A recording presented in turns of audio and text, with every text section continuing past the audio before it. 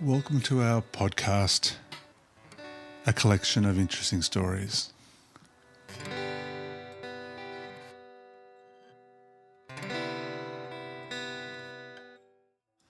Today's topic will be genealogy and how to use it.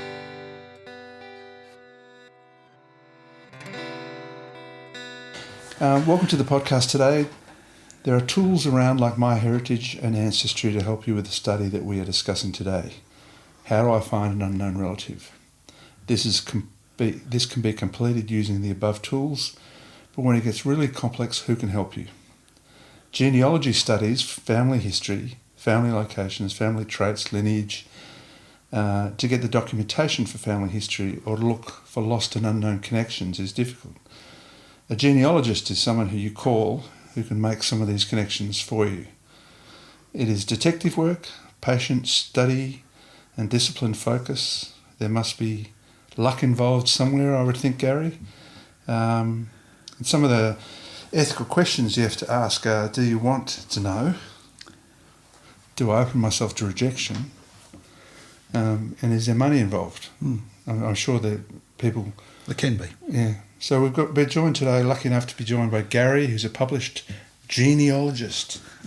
I knew him in a different life, but let's talk about how that works. So what can people do at home by themselves? Yeah, there are some special tools, but a lot of it is just techniques and a lot of it's experience and a lot of it's, you said it in your intro, focus. The thing that kills most people when they try and do it themselves is they just get overwhelmed. They get data, tens of thousands of matches, and they'll say, I don't understand where I fit with any of these. And the other thing is it's all fascinating stuff once you start digging. So it's very easy to start looking for X and you stumble on Y and think, oh, this guy's really interesting. So you start going down that path, and a day later you realise you've gone down the complete wrong hole. And a simple example is if you're trying to find someone on their father's side, on their paternal side, just ignore the other side. Ignore all the maternal matches. Most of the tools now will tell you whether they're matches on your mother's side or your father's side. If you're trying to find an unknown father, you can actually ignore the maternal side pretty much. So does this start from DNA online? What's it called? I use Ancestry.com a lot. Yep. And some of the other public ones, like MyHeritage is another one. Ancestry.com, the best thing about that is it's very heavily, there's a lot of Australians and English in it. So if you're sort of Australian English, it's really easy. I've been doing some work recently for someone in India, and there's almost no Indians in it. So it's where do they test. The other important thing, if you're going to do a test, is most of the testing sites will allow you to test somewhere else and upload your results to their site. Ancestry.com does not allow that. So you're better off doing your test in Ancestry.com, downloading it from there and uploading it to the other testing sites, than doing a cheap test at MyHeritage.com because you can't get those results across into Ancestry. So I did that DNA test and I got contacted by a whole lot of people that I didn't want to talk to. Yeah. And so it was a mistake of mine. I just thought it was interesting at the time. Yeah, and it is interesting that the people that do it, the people that don't do it, why do people do it? It's fascinating. And then some people say, I don't want to be contacted by anyone, and all of a sudden they get bitten by the bug and say, oh, I really would be interested. I don't understand where that bloody Tongan relative could fit in. That's the way they go. What sort of tools do you use? There's a couple of tools I use. One is let me go back half a step and say, if you did a test and it said this person's your first cousin, and it will probably tell you it's your first cousin on your mum's side or your dad's side. So let's say it was your first cousin on your dad's side. You then think, okay, so this person must be the child of one of my dad's siblings. Right? And if your dad was one of two kids and you know it's not a brother, it must be straight away you know who the father of that child is. If your dad was one of 10 kids, it gets harder. All right? So that's the sort of the way you do it. But, of course, you don't usually get first cousins. You usually get second cousins, which are a generation back. And it's hard to get your head around, for me, where could that person fit in? You think, oh, okay, so it's not my dad's brother, it's my grandfather's siblings, and the next generation down from that, and it just multiplies and multiplies. So there's a couple of tools that I use a lot. One's called DNA Painter, and one's called Banyan DNA. And the main thing they offer is the visualisation. So they'll draw you a picture and say, put in all your matches, put in the tree, put in all the matches, and it will tell you where it could fit. So you say, so it could fit over here. I hadn't thought of that. Or it'll say, it looks like the person could be a half-sibling to one of your cousins. So it must mean your uncle's probably had an affair with someone else other than his wife. I hadn't thought of that. Yeah. So those tools do a lot of visualisation. The other two that I use a lot, one is Trove, which is the National Library Archive. And that has, I don't know, tens of thousands of Australian newspapers back hundreds of years.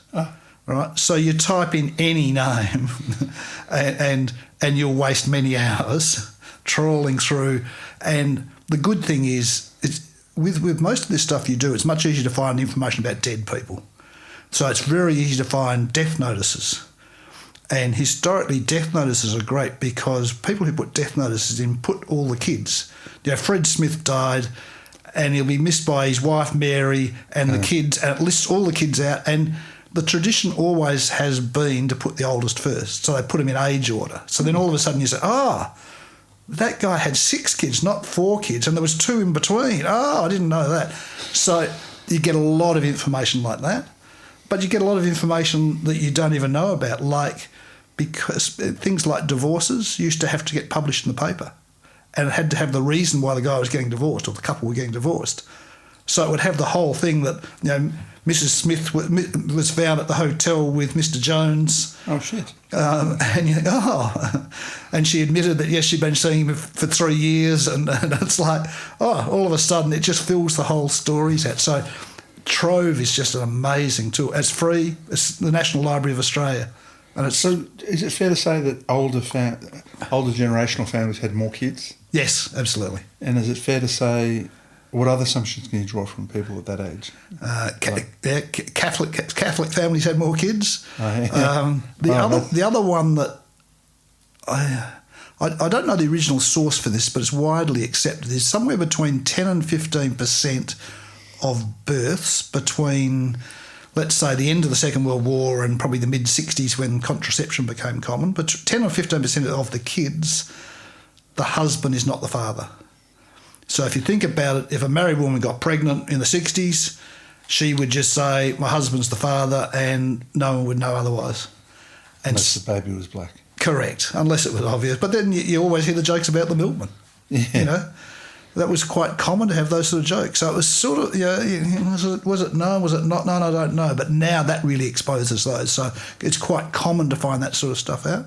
Did you find have you got any stories about a milkman? Oh, yeah. None about milkman, but just about everything else. So I think, as I said before, that it's easy to find information going back a bit. So even as recently as the 1970 federal election, all those electoral rolls are online. So I can go back and I can find myself on the electoral roll, and it says what your occupation was. I think it was a student probably. 1980 it was, the 1980 election. And it has all the addresses. So you can even look, and there's tools now to search through those for streets. So you can say, well, okay, wonder who else lived in that street. I wonder who lived next door to those people. That woman had a child, and we know it wasn't her husband's child. What were the other names in that street? And you can actually go back and look geographically like that, which tells you all sorts of things. When you start trying to find living people, that's much harder. But the best tool I've found, and it's one you might have heard of, is called Facebook. And in fact, what I did this morning before I came here, I looked up a person in your family. In my family? In your family. I don't want to talk to anyone in my family. No, this is very close in your family. And I managed to find 2, 4, 6, 8, 10, 12 people. This is your wife's family, if you like. I'm my wife, so. Right? So I can give you 12 names of people in that family and where they fit in together, just from Facebook. Yeah. And it's fascinating that my experience says young girls, probably up to 30-ish, are very diligent, lock down their profiles very well. The people that are the worst offenders are grandmothers, who will always put up all the details about all their family, and on that baby is wonderful. That's my third grandchild after Mary and Jane. And the other people that are terrible is young guys who just want to have a big list of friends and publicise it and say, this is who all my friends are, this is who my sister is, this is who my cousin is, and you can just find all sorts of things. I'll just hand you that list. Yep. So it just shows you how easy. You can sit in Facebook, and that took me half an hour, 45 minutes.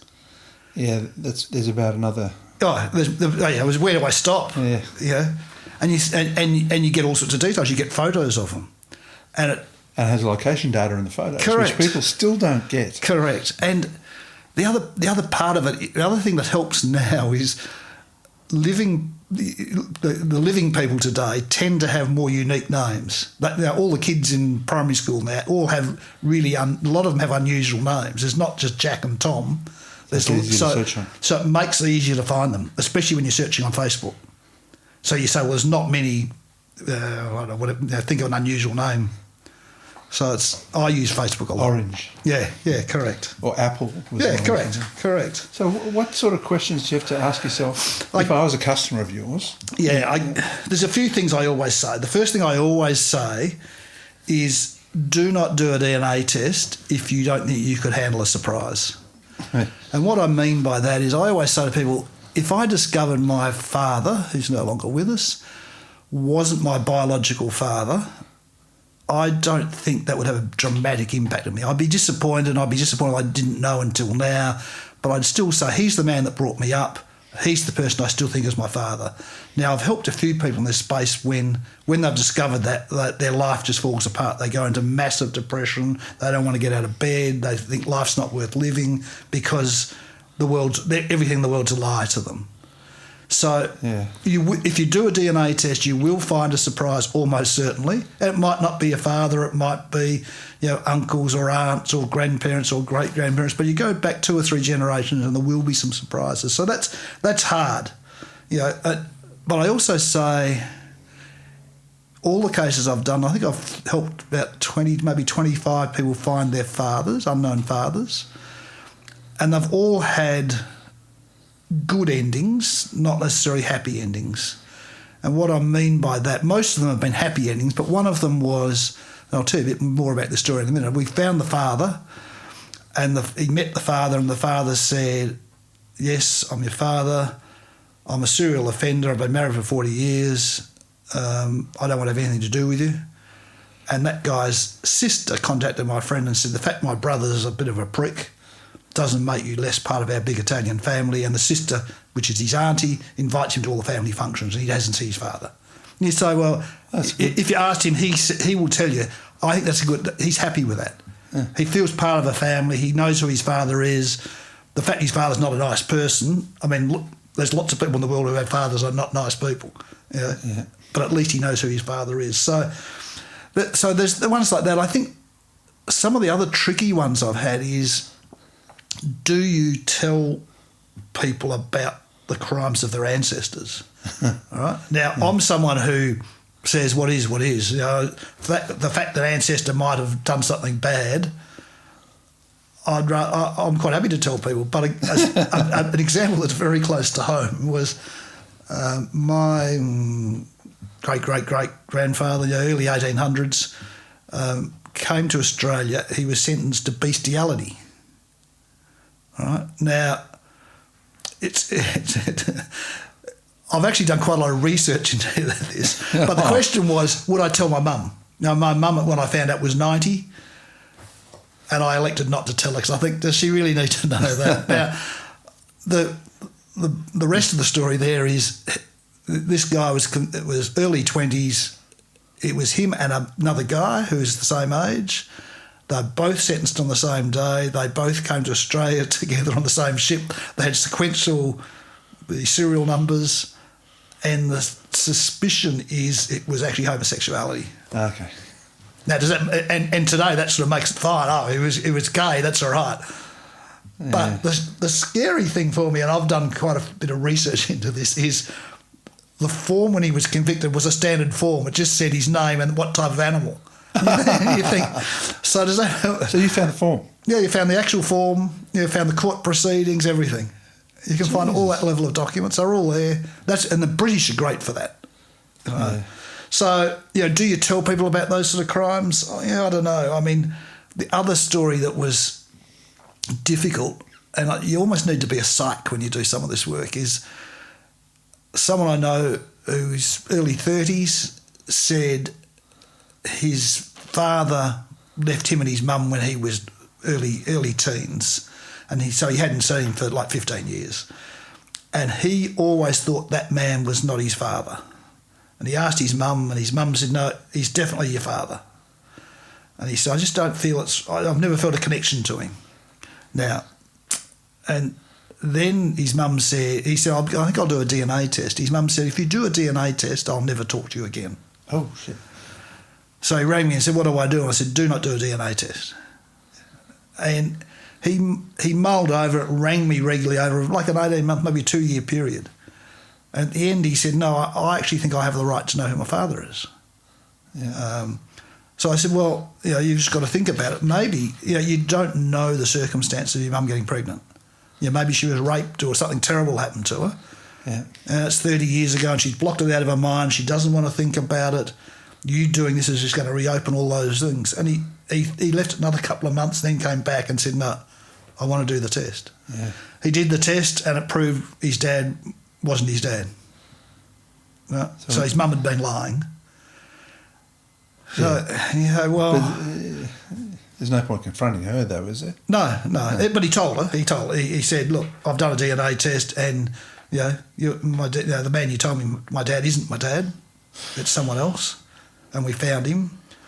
But it often has pleasant and unpleasant twists like that. I mean, the other part of that was his father, when confronted, had done this before, and when it had been uncovered last time, he tried to take his own life. Oh, shit. So you're dealing with pretty serious issues. Yeah, so it's not simple stuff. But again, I try and keep the main thing I try and do with people is slow them down. Yeah. They just want to go faster and faster. Especially if you say it's this man or that man, I'll just ring both of them. So just before you do, just slow down, think about it for a day, think about it for a week. What if this happens? What if that happens? It's hard stuff. So it is much easier exposing people that are dead. Yeah, because they don't care. Because sometimes people say, well, I don't really want to know that my great-grandfather's not my great-grandfather. But if someone had an affair back in the 1800s, or if someone was convicted of bestiality or rape, it's less confronting. Well, I think because we're dealing with two different time periods. I mean, what is correct a police offence is maybe not now like homosexuality. Well, homosexuality is the classic one. You say if someone was convicted of homosexuality in Australia in the 60s, you'd now say, well, that's what they were doing is what's quite acceptable today. Yeah. So I guess it's delicate, and the other one that's really tricky is people who are adopted at birth. Yeah. I've helped quite a few of them, and quite a few of them Indigenous, who were taken from their parents, and they're people who really. I've got a case right now where I've told the woman, I think this is your mother, and this is how to contact her, and she's left it for nearly a year because she said, but what if she doesn't want to know me? We should have thought of that before. Yeah, and you say, well, that's right. If she doesn't want to know you, well, it's going to be unpleasant. Yeah, but her mother had a child at 16. The mother was one of 14 kids. Yeah. you can imagine the scenario in country New South Wales. You know, she went to Sydney, gave the baby up for adoption. I don't know, but I suspect the mother probably always wonders what happened. You know, but I think in that scenario where there must be a long-term rejection, why did mother give me up? You know, so I'll go and talk to the mother again, she'll give me up again. It sounds like there's a leap of faith into some of these things. There's not the direct link, but you know that it's one of four. With DNA, I can only take you back to siblings. So if someone tests, I can say one of these siblings is your mother or your father. All right. Now, in some cases, in that one where there's 14 siblings, 8 of them are male, so you say none of them are your mother. 2 of them were 8 and 9, so it's not them. So you then start saying, so you narrow it down to like 3 or 4 of them, and you say, well, this one's kids have tested, so it's not that person. So you can, and often you narrow it down geographically. I've had a few cases where you say, you were born in the town of X, and this person lived in that town at that time, and the brothers lived 1,000 kilometres away. Doesn't mean they didn't come there for a holiday. Yeah. But the chances are, and that's the best you can do. So then you actually have to get the person you think is the father or the mother to do a test. It's the only way you know for sure. But some of the cases just blow your mind. I'll just tell you, I've got 3 that I thought, so I should tell you, before I do that, there was, when you talk about the geography one, there was one in the UK I did. We narrowed it down to 2 brothers, and you could see them both on Facebook, and the person then looked and said, one of them followed Wolverhampton or whatever the football team was, and I can see that team played in the town where I was conceived that weekend, where the brother supports a different football team. So he wouldn't have, and you say, well, again, it's not... So you can track down to the weekend they were in town? Well, no, you can say the child was born on the 1st of September, therefore it must have been conceived about 9 months earlier. Yeah. And you say, well, when did Wolverhampton play in that town? Well, it was the week before or the week after. Have you got it wrong before? I haven't got any wrong, no. Because, again, you, in that case, you say, again, that's more conclusive. But in the end, that person wrote to that guy and said, I think you're my dad. And he said, yeah, you're right, I am. I could be. I was there. I do remember that woman. Yeah. Do you? Because you don't take money for this, do you? No. How I get paid? I don't get paid. What I say to people, and it's really difficult because some of these people, it's very difficult to judge how much they could afford to pay. So I always say, donate what you think you can afford to a charity of your choice. Yeah. And it really hit home to me at one stage where someone said to me, I did a certain amount of research, so I found someone who was going to do it, and they said it would be 30 grand. Oh. Right? And she said, I would have paid 30 grand happily if I had 30 grand. If it was my last 30 grand, that's what I would spend it on. Wow. So that's how emotional it is. But I thought about, do I charge at one stage? It would be really easy to scam people because it's such an emotional roller coaster. Sometimes it takes only a couple of weeks. Sometimes it takes a few months. And there was a case where you think, so you give them some information and then there's nothing. You give them information and there's nothing. And you think for them, it's the emotional roller coaster. And you say, look, another 5 grand, I reckon I can solve this. Yeah. Here's another 5 grand. So what's the shortest and longest period you've done a study? The longest is an easy one because it's been going on for 4 years and I might never get to the end. So it was someone who said, this guy's 50. He said, I remember when I was 6 or 7, we're sitting around the dining table having dinner, the whole family, and there was a knock at the door, and it was my dad's secretary and her brother. And the guy said, you've got my sister pregnant. And so he said he knows then the family then broke up and the father left them. The father married someone, not the secretary. So he said, I want to know, do I have a half sibling? So you say, well, you don't actually know she was pregnant. I presume she was, but you don't know she was pregnant. You don't know she had the baby. You don't know the baby survived. And so we've been looking for 3 years to see if someone pops out. And they haven't.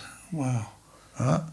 Usually most of them take less than a month, maybe 2 months, from when you'd started to do it seriously. So that's targeted genealogy, isn't it? You don't So what I'm doing there, you're just looking for anyone who. So this guy, his name's Paul. So Paul did a DNA test, and he gets all these matches. Unfortunately, he's an Irish Catholic, so there's millions and millions of them. Yeah. So I keep looking and seeing, has anyone popped up that would be a cousin? Oh, yes, these are cousins. Oh, no, I can fit those cousins in here, here and here.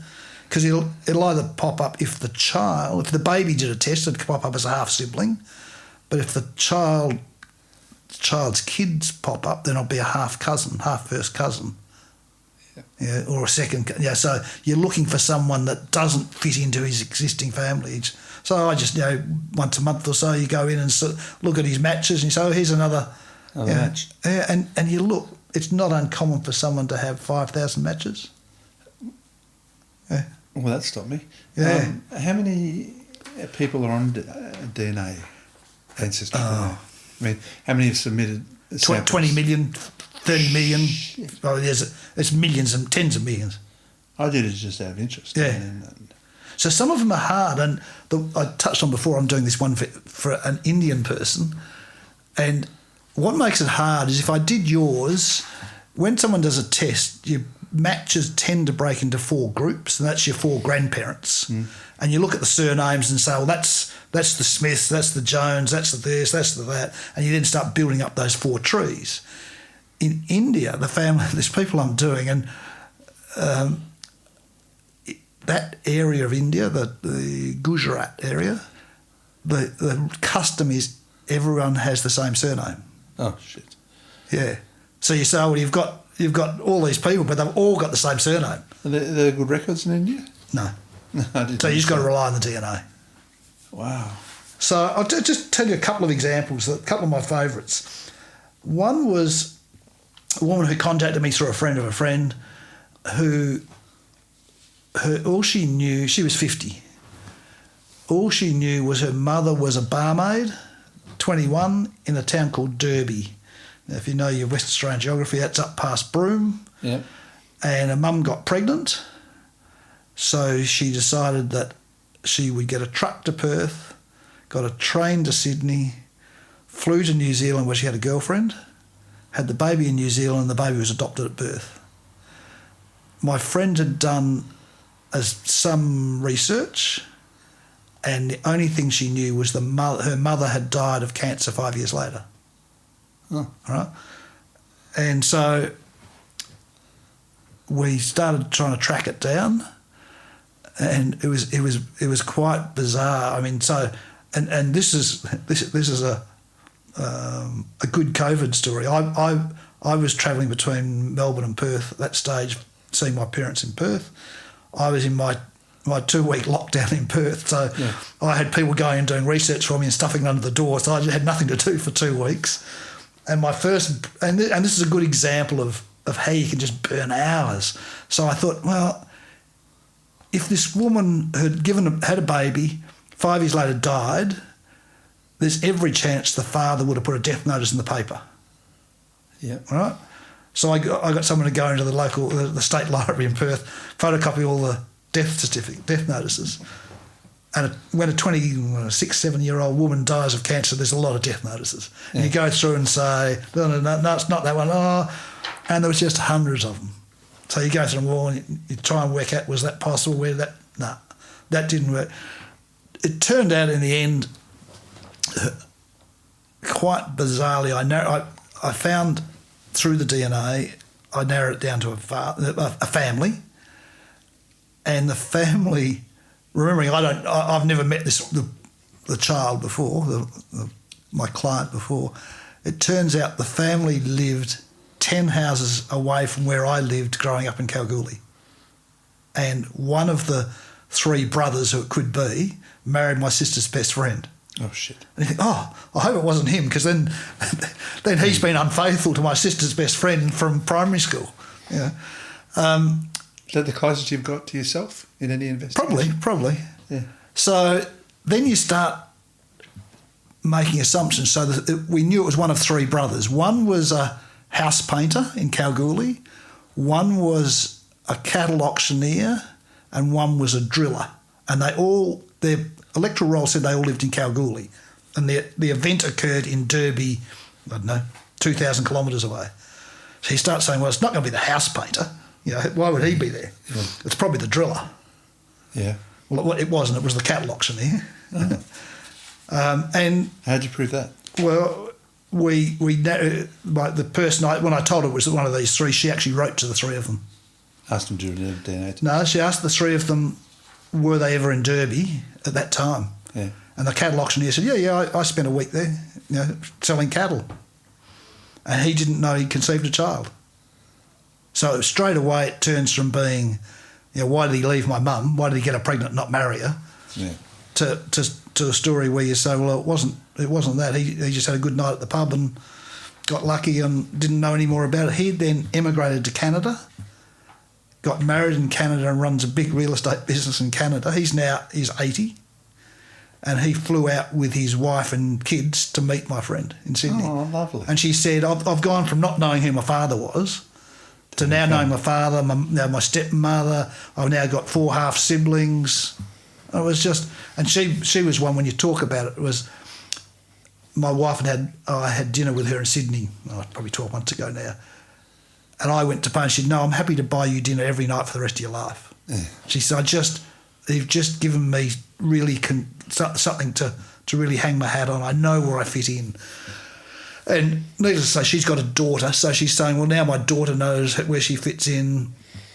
But the other thing that, maybe it's just my sheltered life, but a lot of these cases I do, the people all have very complex lives. So she married a Mexican soccer player and had the daughter in Argentina, and now living back in Sydney.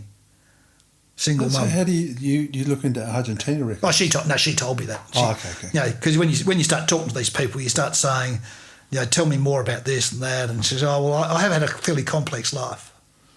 So that's one of my favourites. The other one that's just, again, blows me away of the complexity was, again, it's people often in their 40s and 50s, usually in their 40s, and this woman said she was the oldest of 4 kids.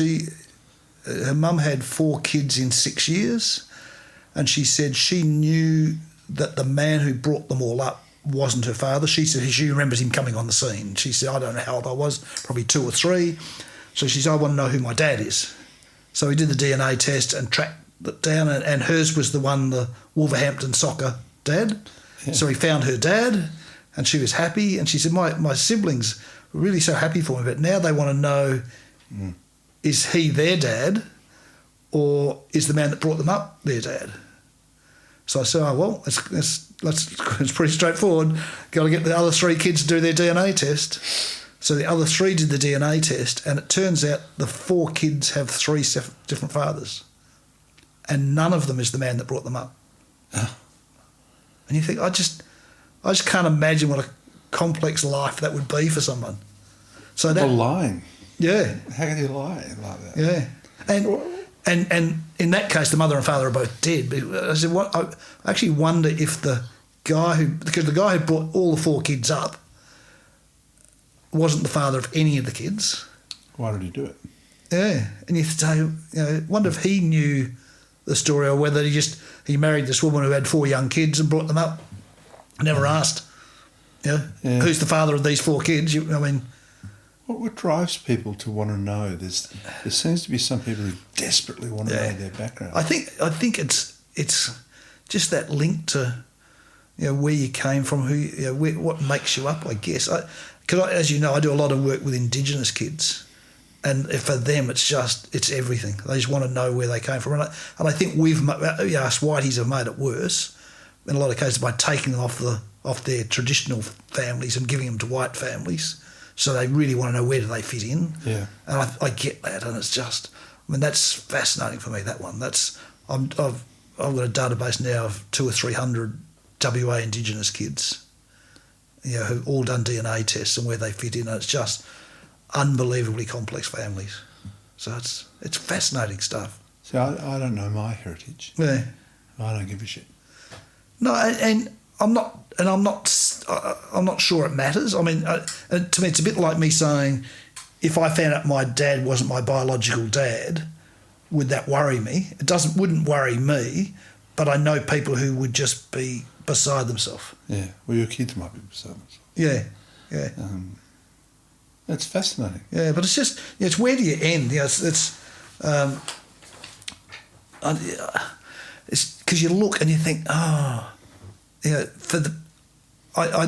think, I'm just trying to think, I don't think I've done any cases where people at the end haven't said, I'm glad I did this. You know, there was the one where there was a dodgy father who'd previously tried to take his life. You know, there was a bit of angst there. But, you know, in every case people say, I just feel more complete. You know, so clearly they feel something missing. Is there ever any other motivations? No, I don't think so. I don't think I've ever come across anyone who said, oh, it's good. I did do one recently who...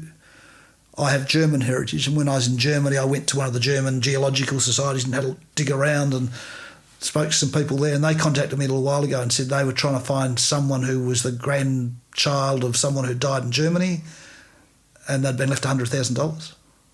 And they said they can't find this person in Australia. Did you find it? Yeah, we did. Yeah. Shit. Yeah. That's fantastic, yeah. man. But it's just, I mean, you said once before to me, it is a bit like detective work, because it's just, you go down a certain path and you have this theory, oh no, that's shit, that doesn't work, that can't be right, you know. Or you discover the father, oh no, he was on military service in Vietnam at the time, I'm pretty sure he didn't sneak back to country Western Australia for a weekend, you know. It's a pretty good alibi, or they're in jail. Or The stolen generation was between when and when? I don't really know. It's probably... It's probably 20s or 30s, 1920s or 30s, but it still didn't. It happened very recently, really. Yeah, it's just Ancestry.com now. Actually, when you do a DNA test with them, will tell you if you've got any Aboriginality. Until recently, they didn't do it. They have like benchmarks they test against, and their benchmark for that sort of stuff was Papua New Guinea and Pacific Islands and Indigenous, so they just lumped it all in together. Yeah. Now they're splitting it out more, and it's not uncommon to have, you know, for me to see people with 10 or 15%. So mine came back as Northern European and Jewish. Yeah. Why is Jewish a nationality? Yeah, I always say to people, when it matches to people, that's precise. When it matches to ethnicities, that's the most dodgy part of the whole thing. I know one of my sons says to me, so if a Viking came from Scandinavia to Scotland to England to Australia, does that make you Australian, English, Scottish, Norwegian? Where do you draw the line in that? Yeah. You know, it's a bit arbitrary. So all the testing companies have people that they've tested that they believe have lived in that area for 7 generations or something. So they say, well, that person really is Scottish because they've been there for 7 generations. But you say, but before that they were Scandinavian. You know. So they're measuring you against a baseline. Yeah. I thought it was more. Yeah, it's to me, and that's why it's a bit rubbery, and that's why if you look, it changes every couple of years because they then put more people in that test group. And then they say, oh, yeah, you're right. So that person who does have a bit more Scandinavian than Scottish. The Jewish stuff is a bit part of the reason they flag it if they can is because there's a lot of intermarrying. Is it? So, yeah, especially what they call the Ashkenazi Jewish. So they marry. It's not unusual for cousins to marry cousins, right? And the reason that's important when you do the test is when you do a test to say it's your cousin, you get a number of the size of the match, and the match doesn't matter what the number is. Say it was 1,000, and that's if it's pure. But if your second, if your grandmother and your grandfather were brother and sister, then you get DNA muddied numbers. So you might get 1,000. That's not really your first cousin because you've got some DNA from both your mother and your father, right? So is that often? Yeah, it does, especially within like in the US, with like the Quakers and groups like that.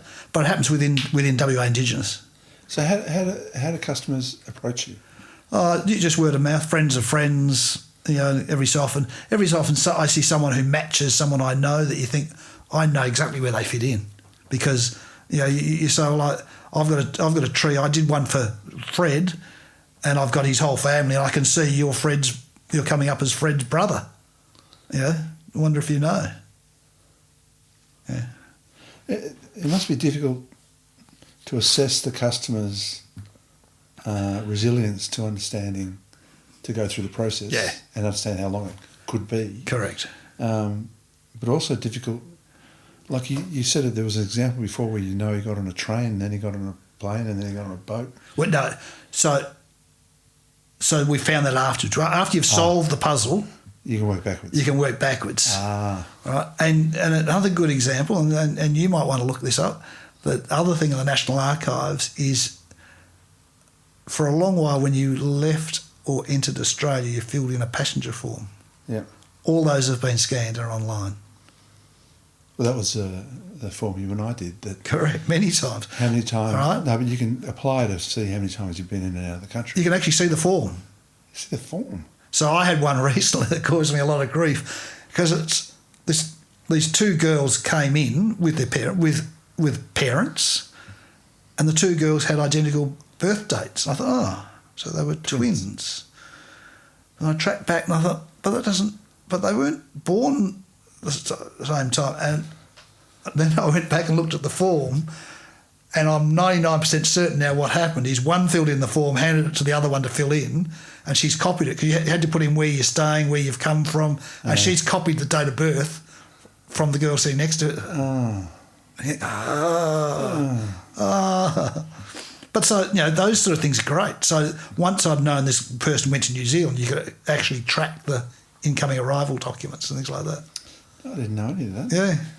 National Archives has all, just bizarre things like that. Have you got any new customers that are interesting? Yeah, I've got the WA Indigenous ones always fascinate me from another reason, that they're all well-known footballer names. So all if you look at the Eagles, the Dockers, the teams, or even Essendon, with the teams with lots of Indigenous players, almost all of them, their families have done tests. So it's so you can see. What sort of demographic does more tests than other demographics? People with secrets.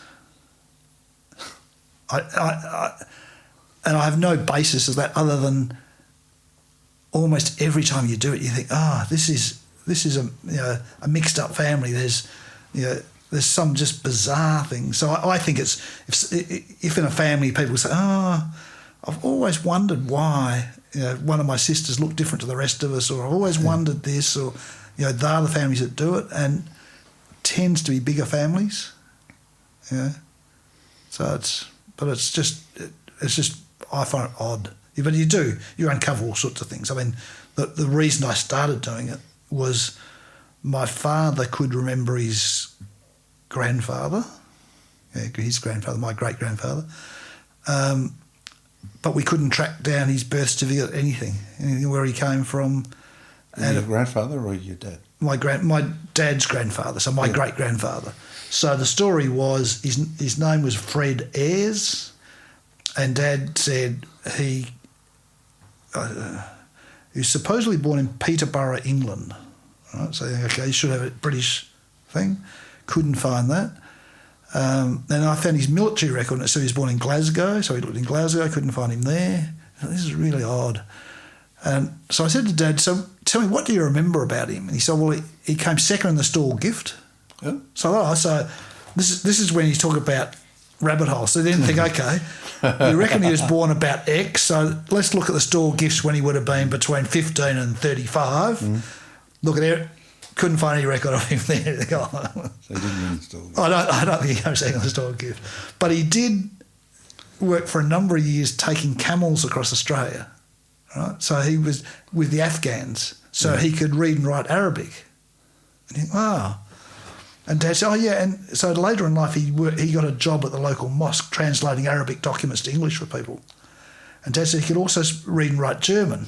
And you think, I said, and this is a guy from Peterborough, rural England, could read and write Arabic, and read and write German. I said, what else? Do you know what else he did for jobs? He worked as a boxer at the Royal Show for a while. It was a box. If you knock the boxer over, you get $20 or whatever. Yeah. Did that for a while. And then Dad said, so then you start doing a search on him in Trove, and that's when I discovered that at one stage he'd appeared in court because he'd been out shooting with his best friend. Not bestiality. No, not bestiality. He'd been out shooting with his best friend. They were shooting rabbits. And they got back and the two of them were sitting on the back porch cleaning their guns, and his gun went off and killed his best friend. Oh. And then he married the wife. Now, it went to court and it was found not guilty. And I did discover a photo of his wife, and I think that would have been all the defence he would have needed, that he wouldn't kill someone for her. Yeah. But in the end, he turned out he was born in Peterborough, South Australia, but his parents were German. But this is in the 1800s. They came out in the 1850s, so it was not World War One changing name. It was just he changed his name. He was one of 8 kids. None of them changed their names, so he just changed his name. There's a lot of. My grandmother was one of 10, of which 4 died at birth. Yeah, that must have been pretty. That common. was very common. Yeah. But so we did the DNA test, and I worked it out through that. So yeah. Well, that's great, mate. Fascinating stuff. So if you have any burning customers, I'm sure they can work out a way to contact me through you. Yep. As long as they're interesting. It's a bit like before. I used to say, long as I'll do any work, but long as it's interesting and I don't have to go too far from home.